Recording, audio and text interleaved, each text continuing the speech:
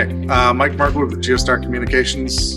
Just wrapped up the CX workshop here in Miami. It was a very informative session. Learned a lot of great things. We're using Zoho One. We started out with using Zoho Desk, kind of getting more into CRM right now, and then some of the other products. And the information that was shared over these 2 days was very valuable.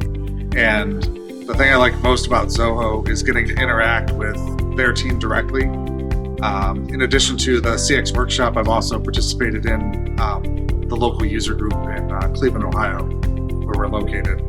And it's very rare for companies to come out and meet with you one-on-one and help you learn to use their product like this. The support with Zoho is just excellent. So I think the nicest thing is that it all integrates really well together. We had a really bad, I wouldn't even call it a CRM before, that was disjointed. We had a lot of disjointed systems. So we had a need to replace our ticketing system. And when we started looking at things, came across Zoho and really liked the tight integration of all the products and the customization that you're able to do with it. So, we've done some customizations in Desk to kind of meet the way that we do business, and just kind of finished talking with you about some customizations for CRM to kind of meet the way that we do things. It's kind of easy to set up and customize the way you need it.